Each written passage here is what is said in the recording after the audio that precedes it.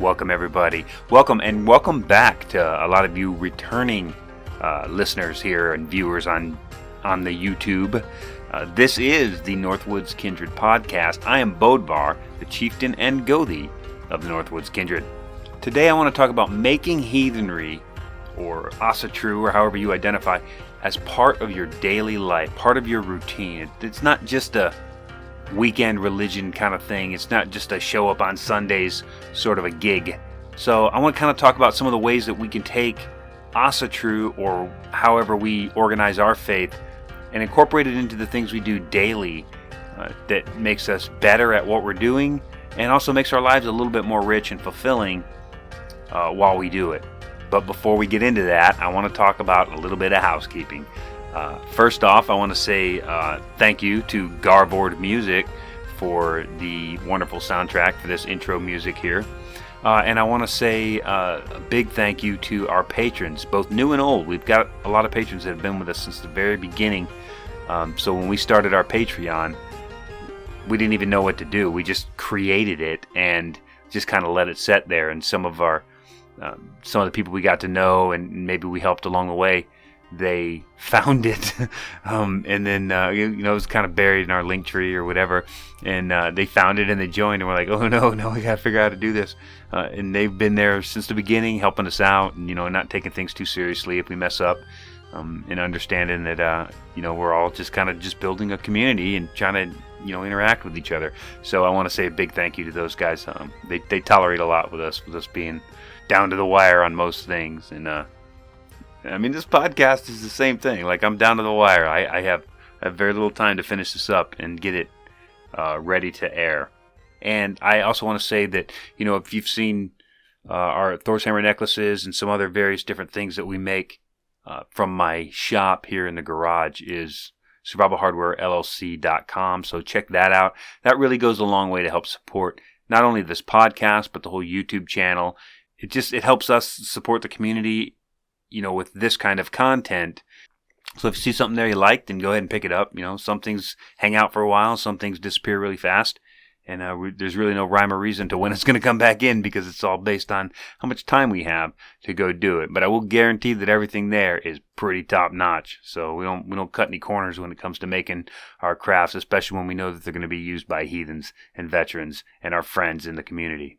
So with all that business out of the way, I really want to just kind of dive right into the topic, and this is really geared towards new heathens or people that haven't quite really got their system down yet to incorporate fully the faith of Asatru or Norse heathenry or paganry or whatever you want to call it, fully into your life.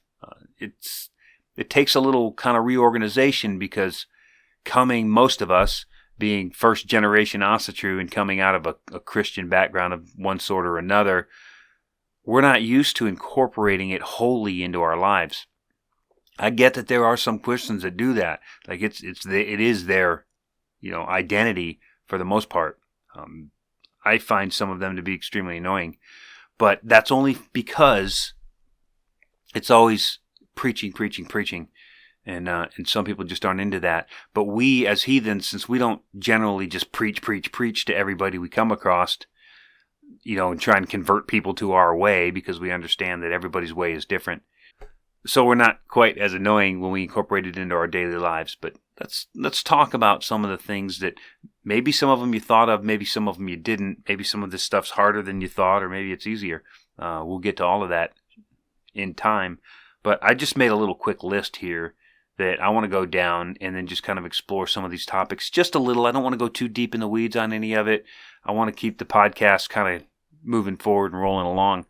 The first thing, I think, in order to incorporate Asatru, or however you want, for the sake of argument, I'm just going to call it Asatru, but what I'm talking about is however you organize your own heathenry or your own way, just replace Asatru with that. But in order to get through this, I can't explain that every single time. So one of the first things that we should do when we're trying to incorporate Asatru fully into our lives is establish a routine. What a routine does for us is it establishes a pattern, and we human beings are pattern seekers and pattern recognizers. That's one of our gifts from the gods is that we can really very quickly recognize a pattern. An example of this is I was kind of driving down the road yesterday, or maybe it was today, and I looked at, there was like this stone wall, like a fencing around an estate property. And I looked at it, and my wife looked over at it at the same time, and she's like, wow, that's a really nice looking wall. I bet that cost a fortune to build around our property. I was like, I don't know, it looks prefab to me, because I can see that one little red brick, the exact same shape in almost the same place on each panel moving around. So it seemed to me that it was fabricated, but it was very well done. It was just that pattern, that consistency over multiple panels that made it look kind of cheap and fabricated. We humans have the ability to really recognize things like that. And keep in mind, like, I was flying down the road in a car, and it didn't take much to recognize that kind of a pattern. So sometimes it takes a bit for us to build patterns into our lives, especially good ones. But once we do and we settle on them, we tend to want to repeat them and get back to them. And the problem is that good, healthy habits are harder to build than destructive ones. But once you've built the habit, once you settle in and the habit becomes your norm, very rarely do we want to stray from that. We always want to kind of find our equilibrium somewhere and then stay there. But every time you disrupt it, our equilibrium's off a little bit, and then our body has to adjust. And then once we get it again with our habits and our actions and our deeds and duties, once we get that equilibrium, we don't want to mess it up again. And I'll just kind of briefly go over what my morning routine is, because it may be a little eccentric, but I've been doing this a while, and I didn't just sit down and write down a list of events and be like, okay, this is how I'm doing it now. I don't know that anybody's got the discipline for that. I incorporated one thing. And then when it became sort of my habit or my routine, to the point where if I skipped it, I missed it. I kind of wanted to go back and get it done. So I would do that, and I would add each event over time until now I have this kind of a morning thing that feels really off. My whole day feels off if I don't get to accomplish these steps in my morning routine. And the first one is I wake up and I get a cup of coffee. And I know that I shouldn't get coffee first, but baby steps here. I know a lot of people say you got to get moving, you got to get water in you. Baby steps, all right? I wake up, I get coffee. So I have my one cup of coffee, and then I'll go down and I'll make another cup of coffee, and I'll bring it up here and set it on my desk and let it cool, and I'll go into a 15-minute meditation. Sometimes I push it a little longer if I need to, or if I've got a lot to think on. Well, as far as meditation goes, it's a hard habit to get into because it's just weird and boring, and you always feel like you're failing at it. So my recommendation, and the way that I got into a habit of daily meditation, is I start, I like the numbers 369. We all do. So I start with 3 minutes on the clock, and that's really enough time to get down, sit down, get fairly comfortable, say, what am I doing? This is stupid. How come I can't turn my brain off? Blah, blah, blah, blah, blah. And then your 3 minutes is up. So I set a little alarm buzzer, and then, the 3 minutes is up. And keep going like that. Just do 3 minutes, because what you're doing is you're establishing the pattern of sitting down, making the time to sit down and then get organized and light your candles or incense or however you do it. By the time you've done all of the work, now it's over. And it'll kind of keep going like that. And remember, like, the 3 minutes is once you've got everything organized and you sit down and you're like, okay, 3 minutes on the clock now. And then you just, om or whatever you do. That 3 minutes will go super fast. And then when it feels like it's just too fast, like you got to sit for another minute or so, when you feel like you have to, bump it to 6. And when 6 feels too short, bump it to 9. And then just keep adding those 3 minute increments. And I've gotten up way past 20 minutes, but I find that it just seems like more of a waste of time. And sometimes if I get distracted, I just pull myself out of that mental focus area. So 15 minutes is sort of my sweet spot. And that's where I tend to like to sit, unless there's a lot going on that's got to be worked out. So 15-minute meditation every morning after my cup of coffee. After the 15-minute meditation, I pull a rune. Sometimes I pull a rune before meditation, but oftentimes I forget, because it was a later addition to the routine, and it kind of gets away from me. So sometimes I forget to pull it. And sometimes I pull it in different orders, but I like to pull it before I meditate so that I can meditate on that rune. And even sometimes meditate on the rune and rummage through a couple of real quick different definitions for that rune and meanings for it in different scenarios, and just kind of put all those thoughts in your head and give you something to just sit down and work out in meditation. So meditation, rune, coffee. After that, generally I'll finish that second cup of coffee and then down 8 to 12 ounces of water. And I know this sounds kind of nitpicky, but all of these things I had to incorporate as an individual component and then build off of that. So it's taken me some time to actually get into this kind of a routine. But 8 ounces of water is important. It kind of wakes your cells up and gets everything going. And then I go down and I prep whatever I'm going to do for the cold tub. Which is my cold soak. And that's a new addition as well. I've done over 6 minutes, almost 7 minutes in it at, 32 degrees. But generally I don't try to push it like that.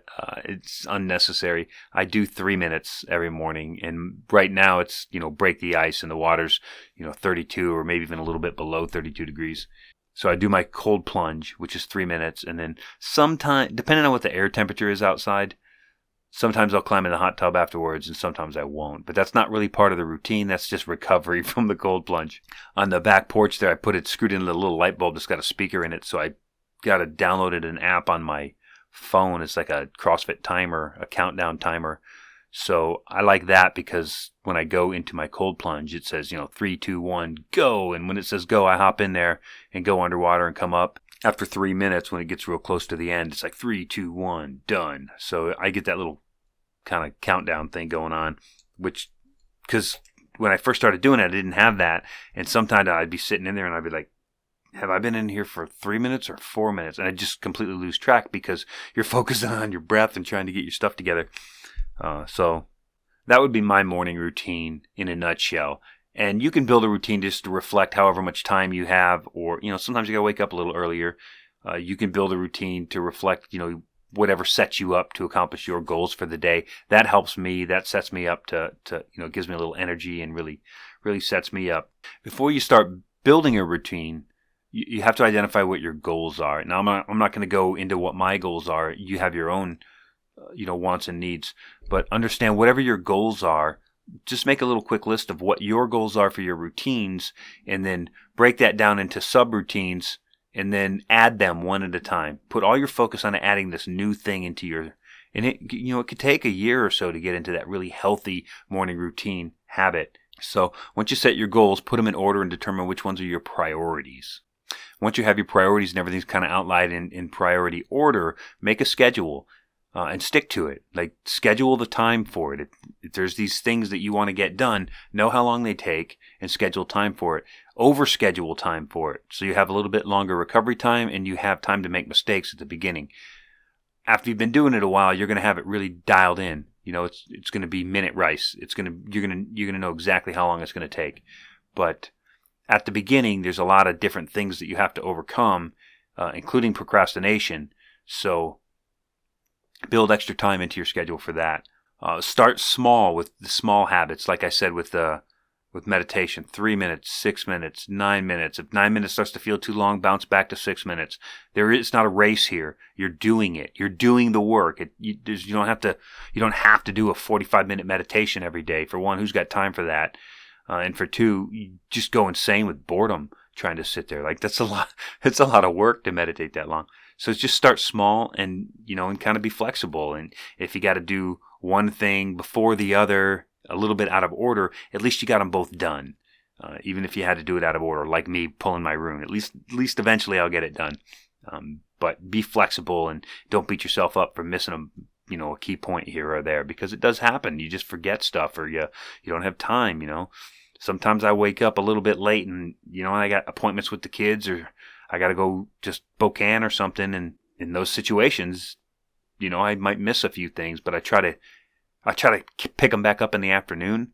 The routine's broken at that point. It doesn't help the routine, but picking them back up in the afternoon helps me say I didn't miss it. it helps me not beat myself up so bad about missing parts of my routine. And then the next day I can think on it. I can be like, yeah, I don't want to do that again. So I got to get up a little earlier and make this thing happen. And then track your progress. Keep a log, keep a journal, keep something that says, hey, I did it today. I missed it yesterday. I missed it the other day. When I draw my rune each day, I write it on my calendar. So I got a wall calendar. It's got all my stuff to do, but I'll scribble that rune right as big as the calendar square on the wall. So if I miss a day, all I got to do is glance at the calendar and I'll be like, oh, I missed Wednesday. I missed last Tuesday, and I missed 2 Sundays ago. It's super easy to see. So it's a way to keep yourself accountable is by tracking it. The establishing the routine. Now, what does that got to do with Asatru? It's because if you're healthy and you're strong-minded and strong-willed, then you are an asset to the community. If you're completely crushed and half insane because you can't seem to get your scattered life together and organized, I'm not going to say you're a liability because that's not how I feel, but you are not in a position to bring everyone around you up. And that's really the goal, isn't it? Is to build that community and bring everybody up with you. So you require more work.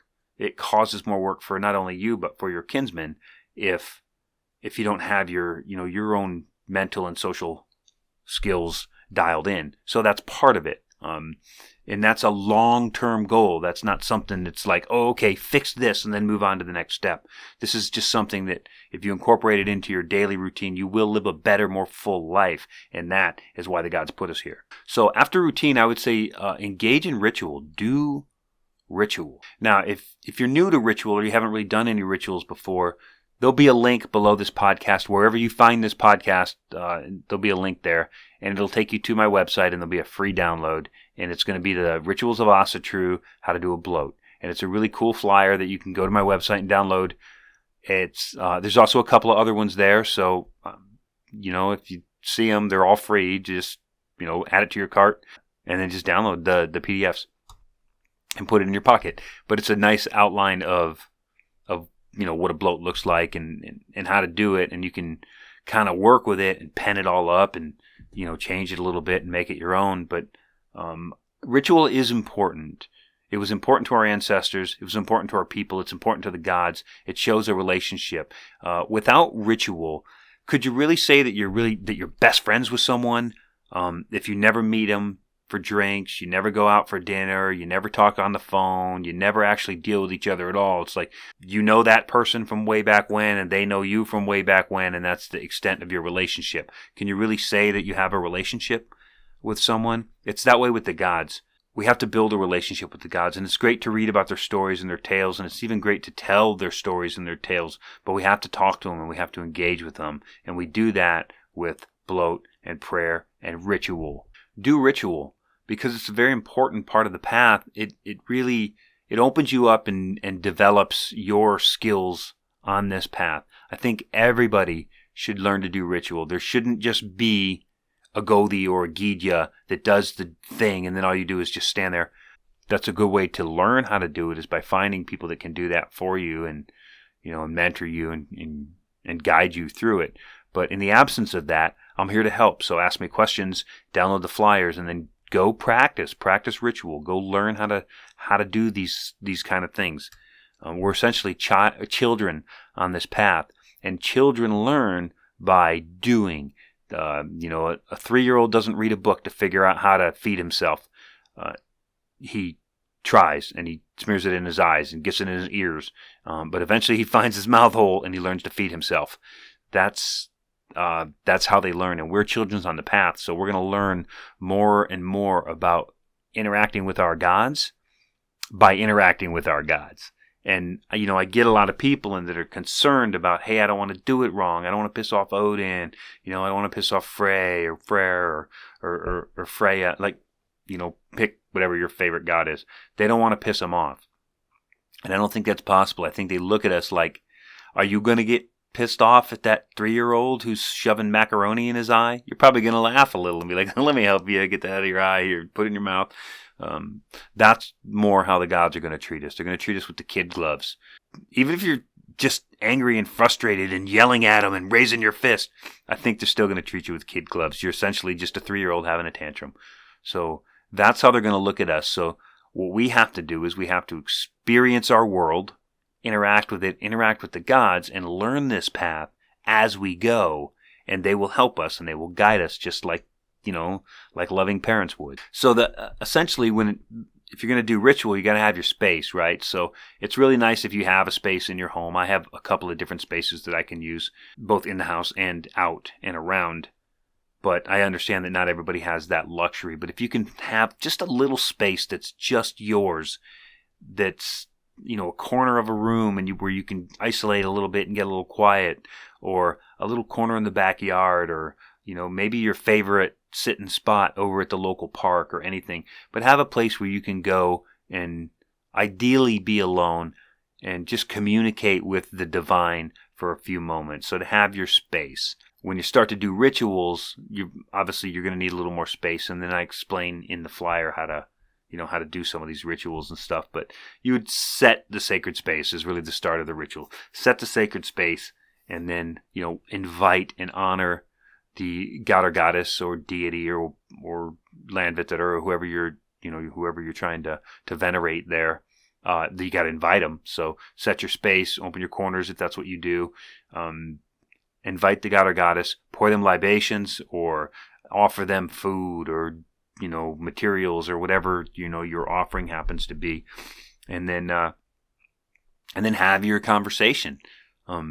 Look for it. It's important to look around and look around, your environment and look for those signs that they arrived, that cawing or crowing or that gust of wind or that little anomaly. It doesn't have to be it doesn't have to be an earthquake or a bolt of lightning or an eagle flying over. It's just the little anomalies, like maybe a squirrel starts chirping or something, but look for those little things that break the baseline that says, hey, we're here, we arrived, that kind of a thing. So, it's been my experience that in most cases they will announce their arrival somehow. Just know that when they arrive, start talking, and then share out whatever your gift or your offering is. Share it with them, and then when you're done, bid them a good journey home, close it, and say goodbye. And then if you're using a space that's not a dedicated space that you're going to keep open all the time, like my vey here, then I would probably go ahead and just close it and essentially do whatever you do to open your circle in reverse and bid those spirits that protected you a good journey home, and maybe even leave them a small offering as well. So ritual's not complicated, but ritual is extremely personal. And while I've shown you and I've given flyers and I do videos and stuff, and I do get some flack from some people off around here and there that say, that's not how you do it, or you're doing that part wrong, or that's out of order. Ritual is extremely personal. I'm not going to tell you that you're doing it wrong or that it's out of order or anything like that. So take it, make it your own, make it what speaks to you and resonates with you, and then just do it. That's the important thing. Just do it. Just have ritual. Now, after ritual, probably one of the next greatest applications of adding Asatru to my daily life, I would say would be the ordeal. Now, originally the ordeal primarily was used, publicly as a means to determine guilt or innocence in some sort of a trial. It sort of later evolved into more of a personal growth experiences. It's the things that you put yourself through. Odin hanging on the tree, stabbed by a spear, sacrificed himself to himself. That would be an ordeal. So it's a painful experience that causes growth on the other side. And a lot of military people understand that. I mean, essentially boot camp is an ordeal. Most special operations schools are an ordeal. They're just a constant, like sniper schools. At least when I went, it was 10.5 weeks of thinking you're going to get it dropped every other minute, and not stopping from long before the sun came up to long after it goes down. It is absolutely heinous, and it is an ordeal. But you come out the other side better for it. Stronger, faster, and harder to kill. If we incorporate, because growth doesn't happen in a comfort zone. You don't grow into a better, stronger, more useful person by being super comfortable, always getting your way, never having your feelings hurt. Nothing is ever, everything is just always just the perfect, not too hot, not too cold, but just right. You'll never grow. You'll just be a whiny little baby who can't accept any kind of hardship whatsoever. But we're built for hardship. We are built, we are wired, we are programmed to overcome hardship and be better on the other side of it. So imagine that. So all that hardship isn't just dead time. It isn't like, oh, you got to suffer through all this thing and then you're just, and then life just sucks. You're meant to get harder after it. Now, of course, probably the hardest one to make any kind of sense out of is emotional, physical abuse and emotional trauma. Those are very hard to come back from. But what I'm really talking about is lesser ordeals. I don't know, like some of those are tough to overcome, but my cold water challenge that I do in the mornings is a lesser ordeal. It's 3 minutes of this really, really sucks, but it's the worst 3 minutes of my day. And I come out of it knowing that it's probably not going to get any worse than that. And I'm also getting, stronger at it, better at it, because when it starts out, you hop in the water and you hop back out. But to hop in the water and then go underwater and then keep everything up to your neck submerged in ice water for 3 minutes or more, that's insane. So that's really a good example of an ordeal right there, is that cold water. But it's, I think it's more about just not being afraid to be uncomfortable. It's stepping out of your comfort zone. It's taking a risk. I don't know, but it's taking yourself away from the mundane, flatline, day-to-day garbage and putting yourself in a position where you're not fully equipped, you're not fully geared up, and you're not fully trained or educated to do it, but you do it anyway, and you suffer the failures, and you get better on the other side. So I think ordeals, obviously Odin went through a few of them for knowledge and the runes, hanging with a spear wound from a tree or plucking out his own eye, and various other little trials and tribulations that he encountered during his, wanderings. So Odin set the example with that one, that ordeals are necessary for growth. And sometimes you come out scarred and maimed, but you're better for it. So if nothing else, that's a really good way to look at it. I guess a modern ordeal is just a religious or spiritual challenge that, helps you overcome an obstacle and promotes personal spiritual growth. Some other ordeals could be a vision quest. And I know that a vision quest is really a Native American terminology. We would call it an utaseta or sit out. Although I've done many utasetas, I'd never really viewed them as a vision quest. I viewed them as me making a sacrifice. I am sacrificing my time and my energy, because anytime I utaseta, that's in conjunction with a fast. While I don't think a 24-hour fast is that big a deal, it feels like a big deal when you don't eat for 24 hours while you're sitting under a tree in the woods with a thermos of water or whatever, and you're just there to just kind of take in nature. That's an ordeal. There's a lot of discipline and a lot of things you have to go through in your head in order to stay sitting there. Believe me, you will have 101 excuses to get up and go back in because something didn't work out right or whatever. That's an ordeal. And it's a really, really good example. It's one I did. I took my 21-year-old son out and we did a dual sort of a sit out.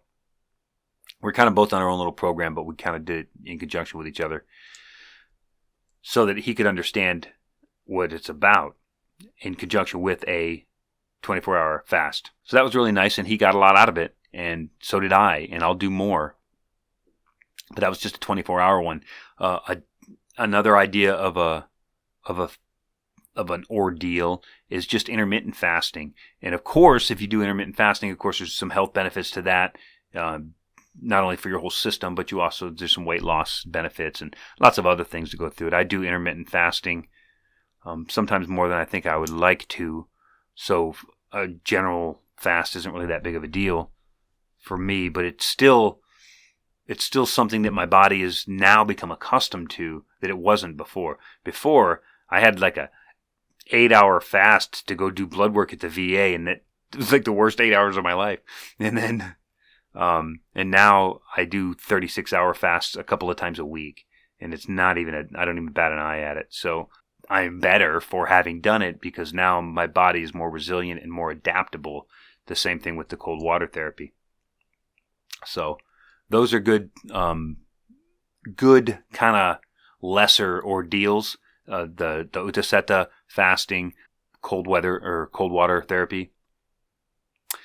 Sweat lodge, which I guess if we're talking, kind of Nordic paths here, the sauna would be probably our typical similar example, although you could build a small wiki or something like that and do an actual physical sweat. But I wouldn't suggest undertaking a legit sweat without doing it with a professional, because your fire tender and whoever's leading these things and people there are elders there that are keeping an eye on you, and they can get quite intense, both spiritually and physically. And so I wouldn't recommend slapping one together with your homies in the backyard. I would certainly, if you want to, if that's something that you feel like you grow from, certainly probably seek out some local tribes or whatever and see if they have that going on and if they invite outsiders in. If not, then at least look around and see if you can find somebody else who's competent at it, because there's some potential for physical harm. So, like I say, an ordeal, we don't want to get maimed, we don't want to pop out an eye or stab ourselves in the chest with a spear.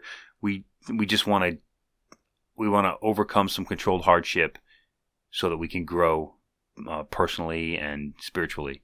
And a really good way to look at an ordeal is to look at yourself and decide what you don't like. What are your bad habits? Do you smoke?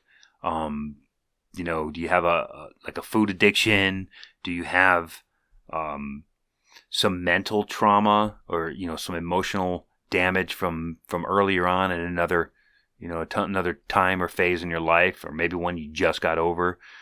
Personal transformation, putting in the work to heal from those traumas, is an ordeal for sure, but it's one that you really get to grow from.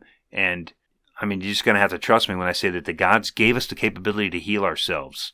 We just have to find the right guides and then put in the work. And the work means an ordeal. Like, you don't just get to decide that you're going to heal and then go heal. There's a lot of work. There's a lot of, sometimes overcoming trauma is its own kind of trauma. But if you can do that, if you can engage and do the work and do the research and find the people and take an active role in healing yourself internally and externally, then that is an ordeal, and that's something praiseworthy. It makes you a better person, and it also, if you can connect it to the gods, as in they gave us the capability to do that. And I say that from a person who, I drink very little anymore. I quit smoking. I fast often. I have really good daily routines and habits. I didn't start out that way, and any good routines and habits I had from the Marines were lost when I retired and decided I wasn't doing that crap anymore.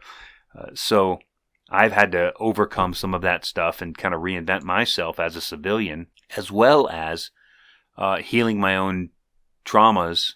And some vets don't ever get past that. But if you put in the work and you let the gods guide you, and you make offerings to them and give them credit for giving us the ability to do this and putting the answers right in front of us, then you will grow in your Asatru career by building a stronger, more bonding relationship between you and the divine. And moving right into the next one, because it just moves so smoothly, let's talk about community.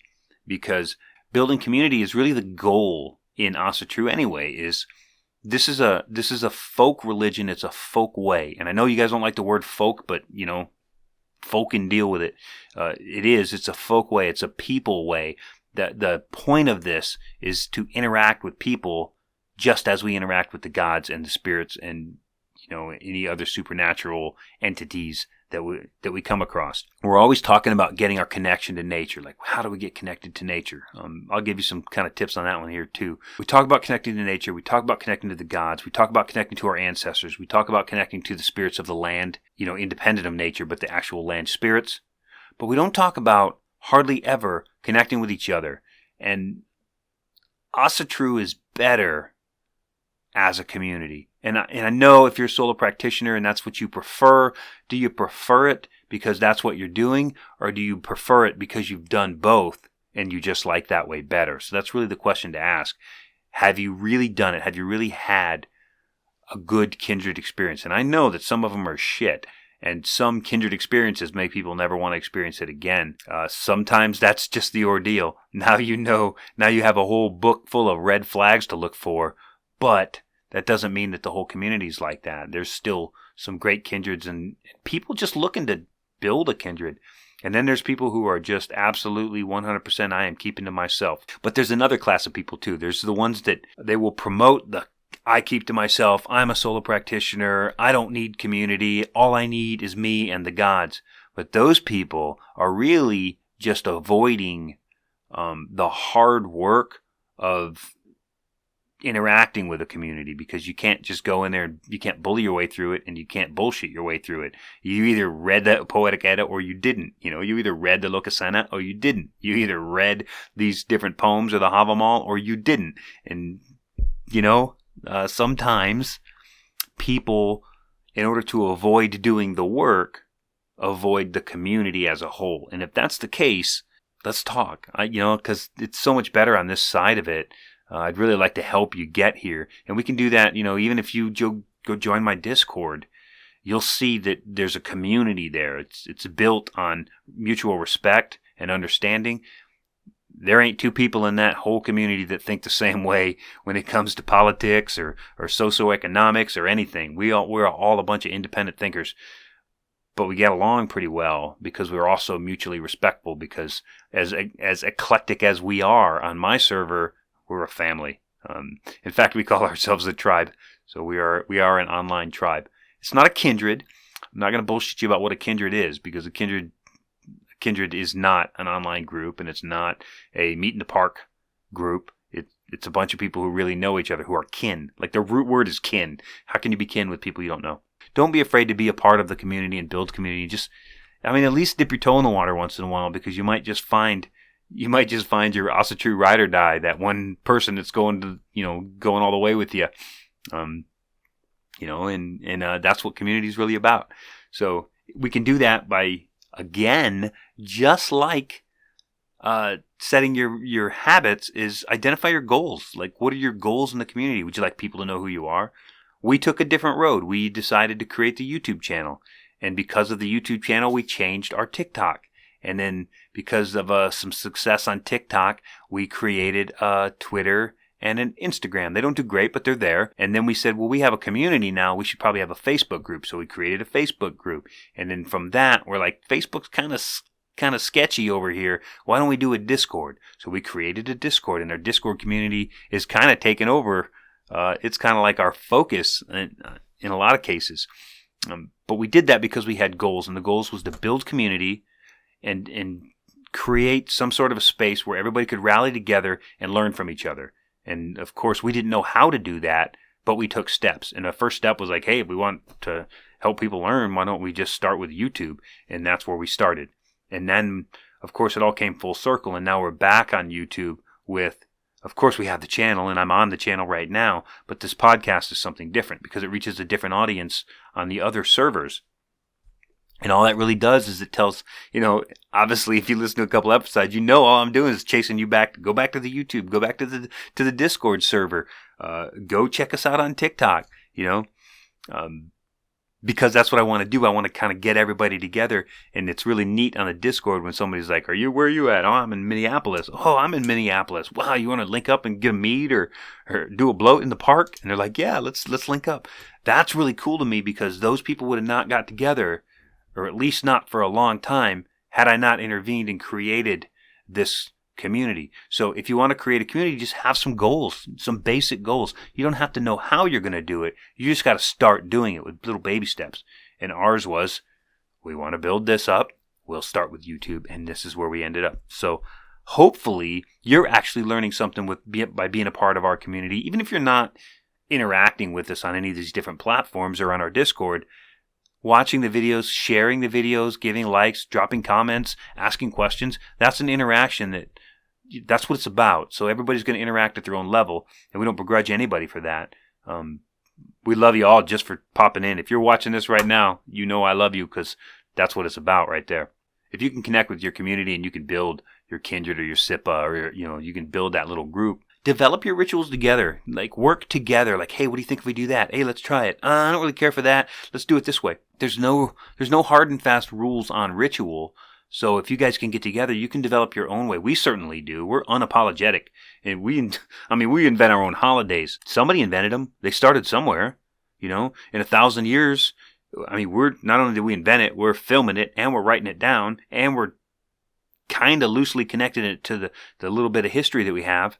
So if we can do all of that, 1,000 years from now, it's going to be the way. And people, they don't care where it began. They'll only care how to do it. Create your own rituals. Create your own family traditions, your own kindred traditions, and then share them with people, because some people it might resonate with.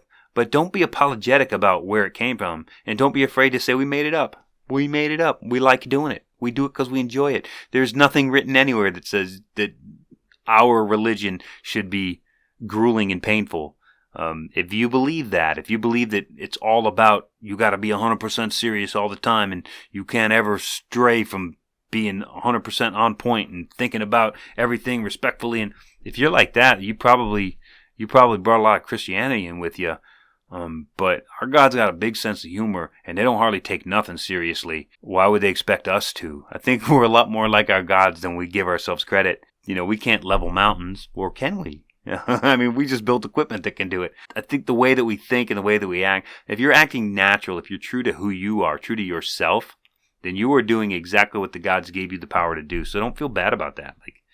Engage with them and be who you are and get to know them. And part of that, getting to know them, is developing your own ways to honor them and your own ways to build your community and do ritual and holidays. And we don't hardly need any reason here to party and hang out.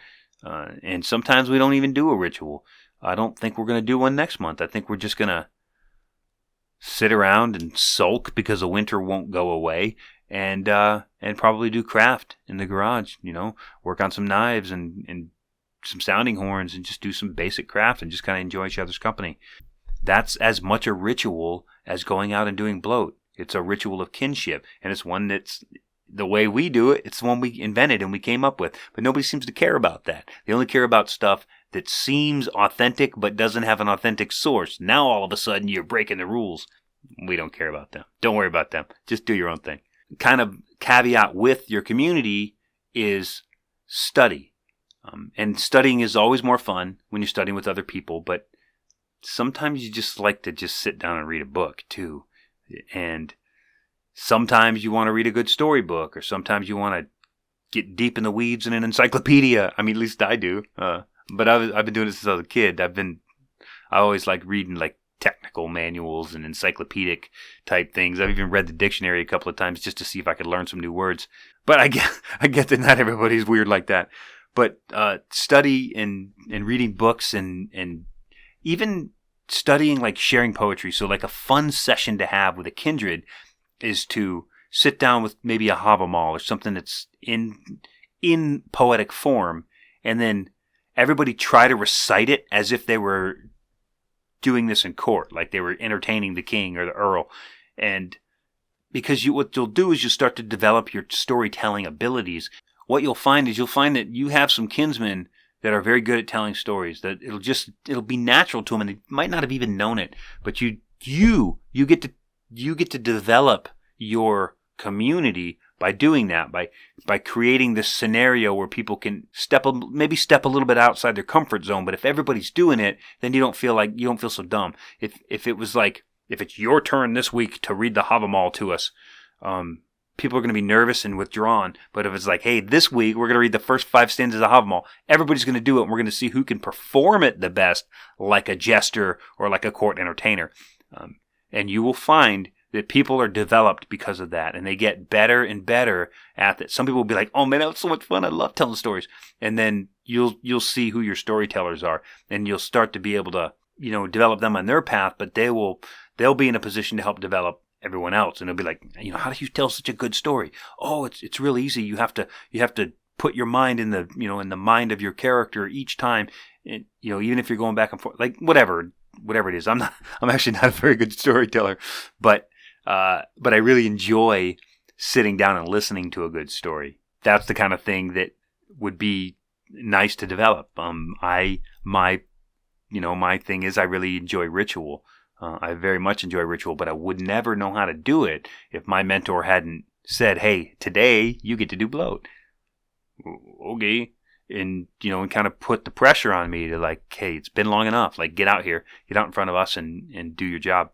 That's one of the things you can do is develop your community, but study is a really good way to do it. And not only does it develop your community's depth of knowledge on the lore and the religion and the community in general, but it also helps to identify special skills within your group so people can start having their own jobs. Like in our kindred, we have names for everyone. We have the drummer, and we have the sounder, and we have a leknir who gives us classes. Every once in a while, we get classes on plants for our area, for our local ecosystem. Why? Because that's a good way to connect to nature. People are always asking, how do you connect to nature? How do you connect to the land whites? Learn about your ecosystem. Learn about the flora and fauna in your backyard. Learn the difference between those 3 different pine trees. What animals live in them. What animals feed on them. All that kind of stuff. Like the more you know about the world that's out there, the more you start making the connections and realize that everything is connected. So those are the kind of things that come out when you're developing your community with study. It doesn't have to be study of the lore, because study of the land or your environment absolutely moves you closer to the spirits of the land and to the landvetter. And another one that goes right along with studying is developing your language skills. Now, I'm not saying every member has to breakneck pace and learn Old Norse so they can read the Havamal in its original tongue, and I think that's absurd. But what we're doing here as a kindred is we are all enrolled in various different language learning softwares and books and everything, because it's really a competition, and we're all trying to learn Swedish. Why? So we can go to Sweden. That's the goal. It's a small goal. The goal, we don't know how we're going to do it. We don't know how it's going to be accomplished.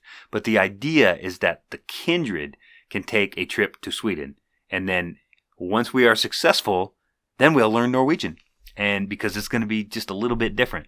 And then we'll take a trip to Norway, and then we'll learn Icelandic, because that's going to be a pretty vast difference.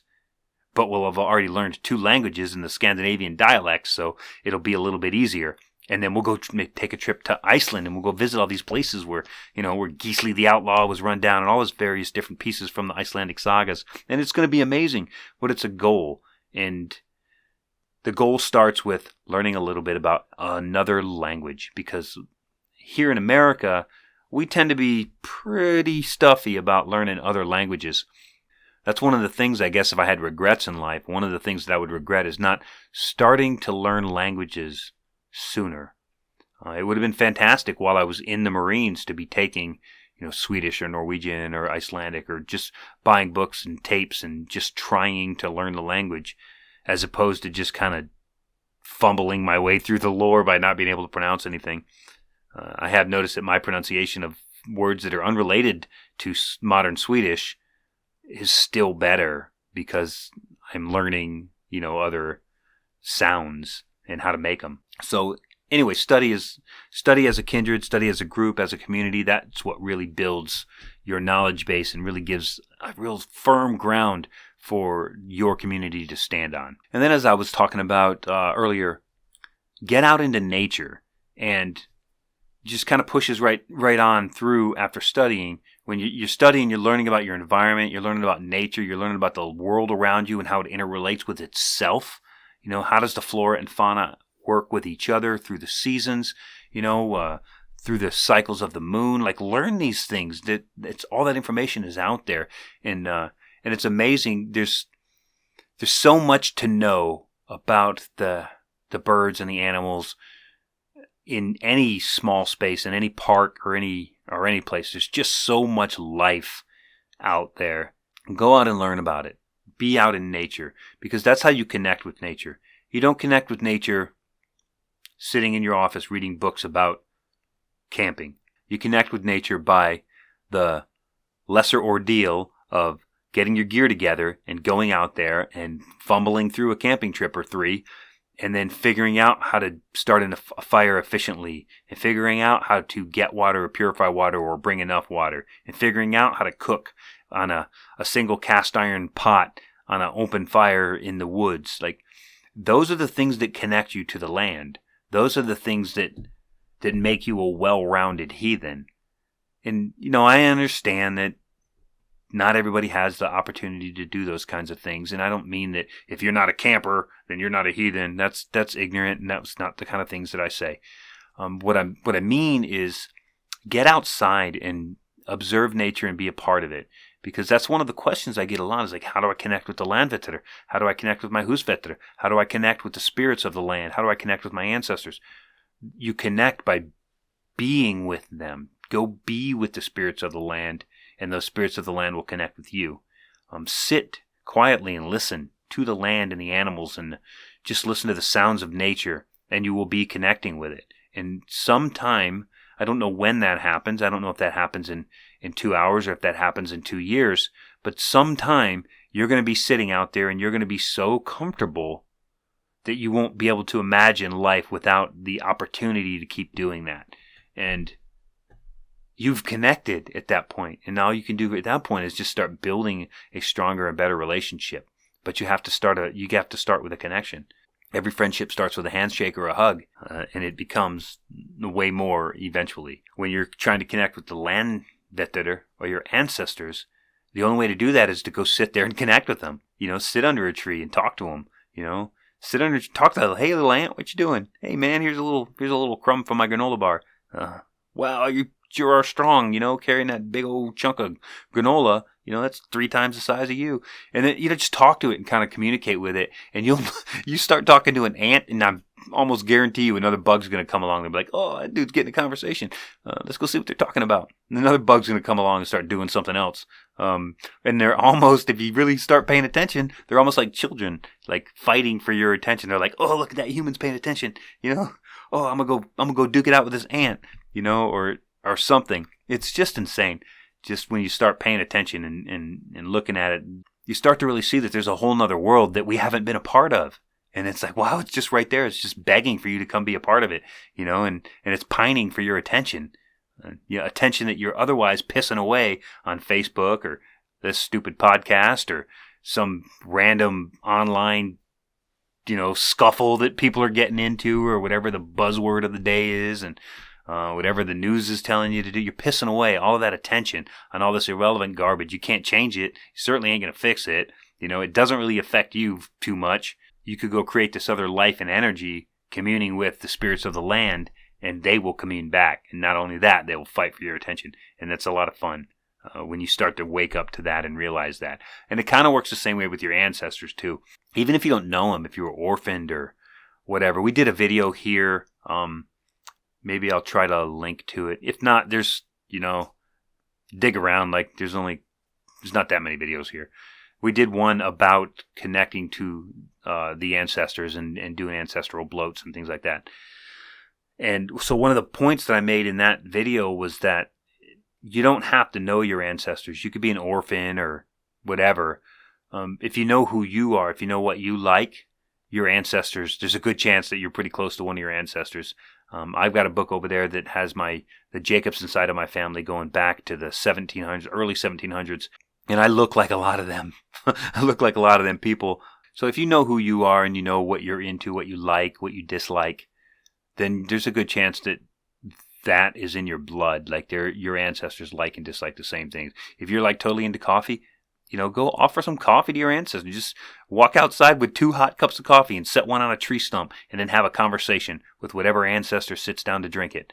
And you might be surprised what you learn doing things like that. It sounds crazy, but this is what we were meant for. This is our communication skills. And we have this ability to tap into it if we stop and pay attention and do it. Far too many people, their attention is being stolen. It's just being robbed. And I guess I'm guilty of robbing your attention here, but hopefully it leads to something better. Hopefully it leads to you being a little more focused and putting your attention in places that move the needle for us. So yes, honor your ancestors, honor your landvätter, your husvätter, the whites, and that's Wights. It's not Wites, so let's just dial it back a little, all right? It's basically just means, the spirits or the, intelligent creatures. Same thing as a vetter. We are a vetter. We are a white. We are an intelligent creature.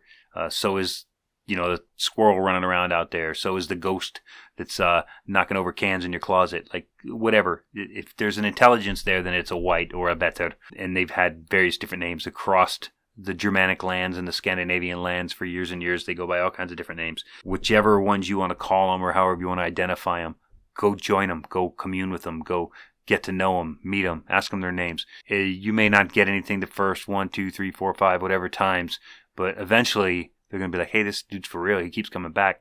Maybe we should throw him a bone and communicate a little bit. And then you'd be surprised where the relationship can go from there. So another thing that you can do, another habit that you can add to your daily life as a heathen, to live heathen, not just say it, is rune work. Rune, or, if you're into other things, like maybe you're not into runes, but you're into Seedlitter or Galllitter or some various other eclectic forms of magic, that's fine too.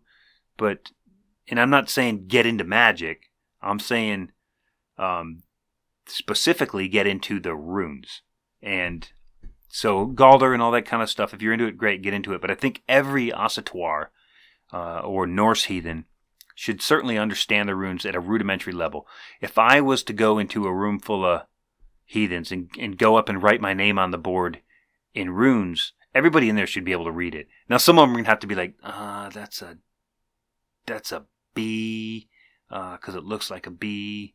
I think that's an O. You know what I mean? Like, they should at least be able to kind of work it out, but most of them should just be able to be like, Bolvar.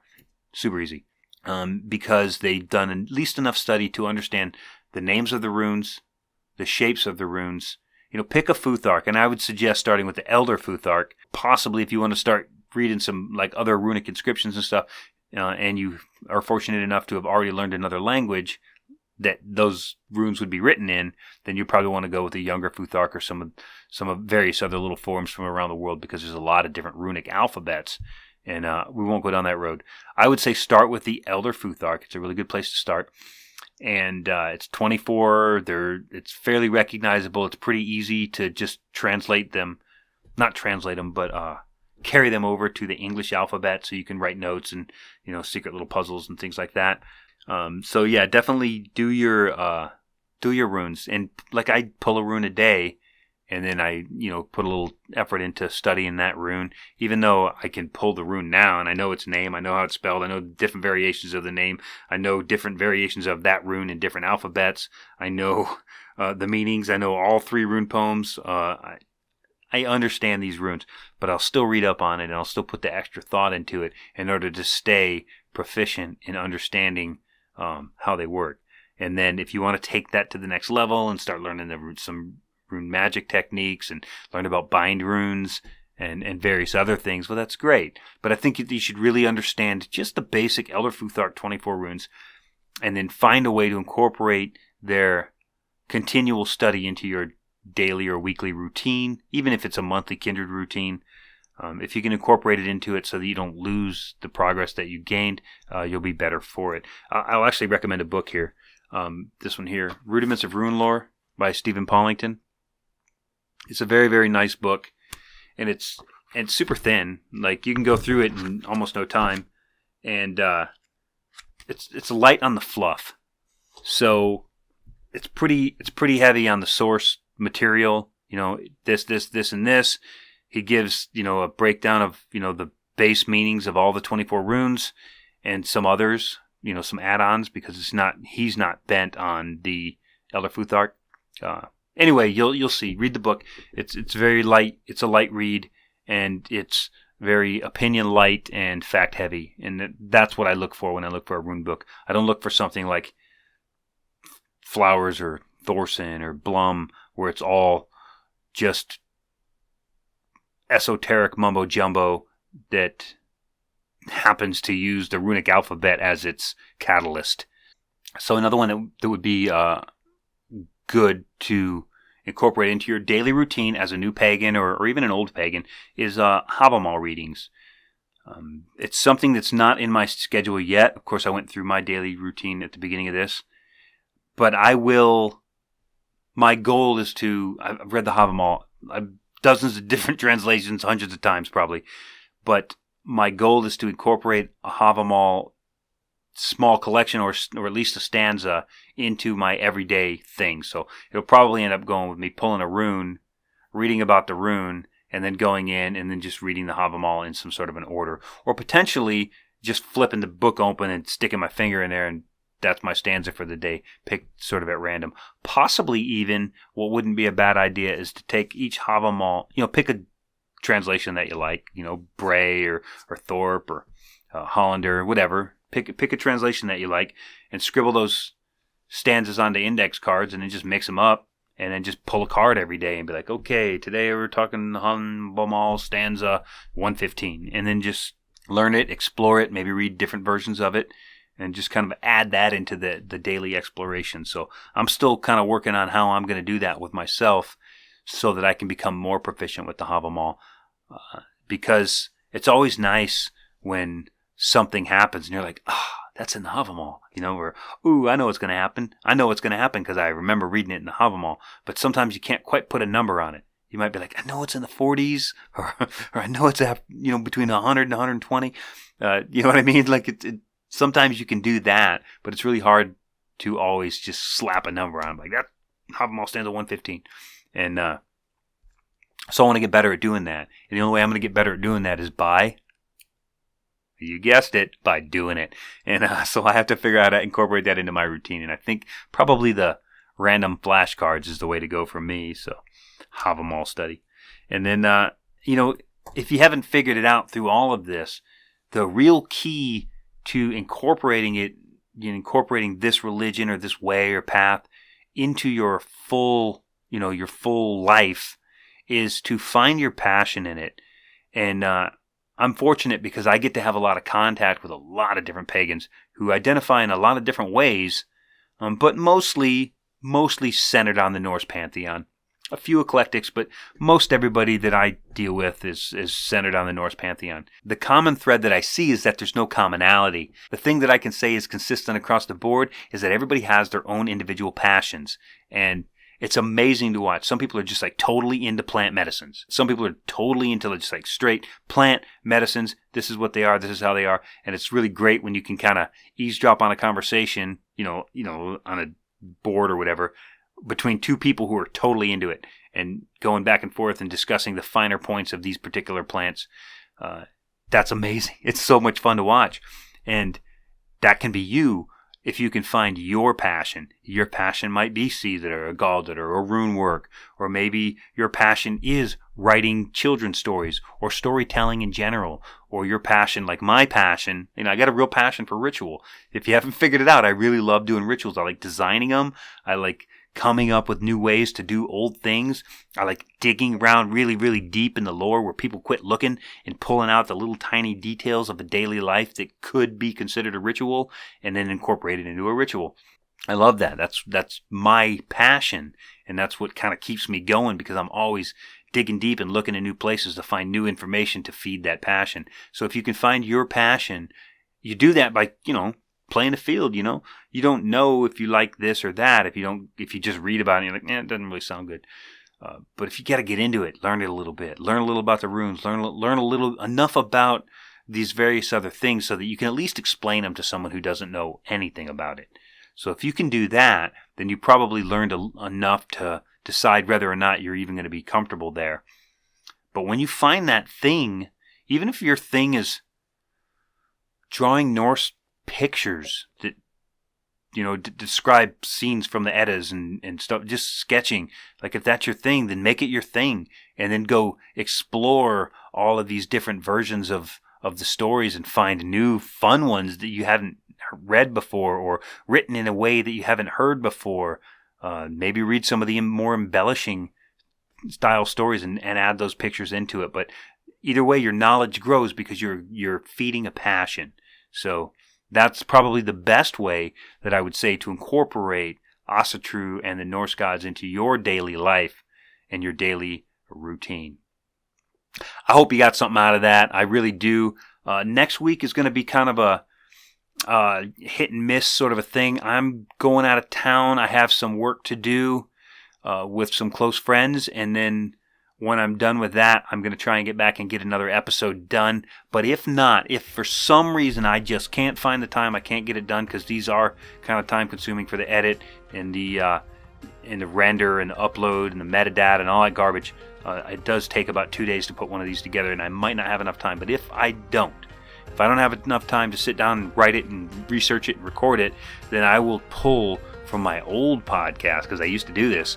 I'll pull one of my old podcasts and I will knock together a little bit of an intro for it, and then we'll just kind of do it as like a throwback Friday and do a throwback to an older episode of something that's relevant and valid here in the Asatru community, because my other podcast was not very strongly related to this path. But it's not completely unrelated either, so it'll be a lot of fun. I will try to get one together, but if I don't, then that's what you can look forward to. There'll still be a show, and if there ain't, hey, then I didn't meet my minimum standard. But if there is, it could be something strange and off the wall. Don't worry, I'm not changing the platform. We just got to make up for a really, really busy week this time. Real quick before I cut this off, make sure you go check out my website, www.survivalhardwarellc.com, and download your free flyers. Links will be below. You can go ahead and jump over there, download them for free, get busy learning your passion. Thanks for hanging out with me. I know this was a long one. I'll let you get back to your day, and hopefully you found something good in there. Hopefully you come back next week and see whatever I managed to put together, and I hope you have a really good week. I hope you build your community and you find your passion so that you can explore the depths of Asatru and Norse paganism in the places where people quit looking. I'm Bodvar, the chieftain and Gothi of the Northwoods Kindred. Þórr, viki, my friends.